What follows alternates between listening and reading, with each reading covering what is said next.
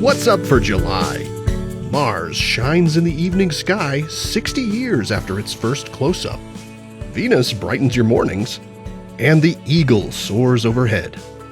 First up, Mercury is visible for a brief time following sunset for the first week of July. Look for it very low in the west 30 to 45 minutes after sundown. It sets within an hour after that, so be on the ball if you want to catch it. Mars is visible for the first hour or two after it gets dark. You'll find it sinking lower in the sky each day and looking a bit dimmer over the course of the month, as our two planets' orbits carry them farther apart. The crescent moon appears right next to Mars on the 28th. July is the 60th anniversary of the first successful flyby of Mars by NASA's Mariner 4 spacecraft in 1965. Mariner 4 sent back the first photos of another planet from deep space, along with the discovery that the red planet has only a very thin, cold atmosphere.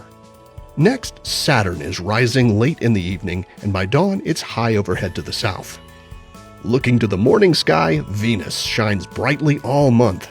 You'll find it in the east during the couple of hours before sunrise with the Pleiades and bright stars Aldebaran and Capella. And as the month goes on, Jupiter makes its morning sky debut, rising in the hour before sunrise and appearing a little higher each day. By the end of the month, early risers will have the two brightest planets greeting them each morning.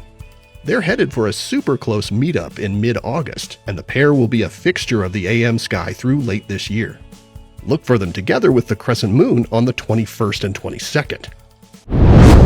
From July and into August is a great time to observe the constellation Aquila, the Eagle. This time of year it soars high into the sky in the first half of the night. Aquila represents the mythical eagle that was a powerful servant and messenger of the Greek god Zeus. The eagle carried his lightning bolts and was a symbol of his power as king of the gods. To find Aquila in the sky, start by locating its brightest star, Altair. It's one of the three bright stars in the summer triangle, which is super easy to pick out in the summer months in the northern hemisphere. Altair is the second brightest of the three and sits at the southernmost corner of the triangle. The other stars in Aquila aren't as bright as Altair, which can make observing the constellation challenging if you live in an area with a lot of light pollution. It's easier, though, if you know how the eagle is oriented on the sky.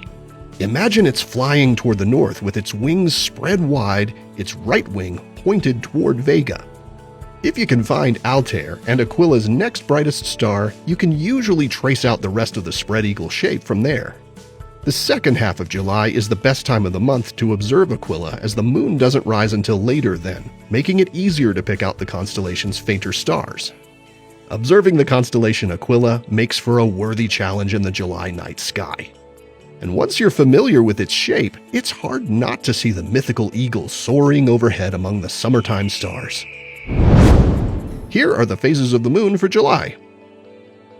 You can stay up to date on all of NASA's missions exploring the solar system and beyond at science.nasa.gov. I'm Preston Dykes from NASA's Jet Propulsion Laboratory, and that's what's up for this month.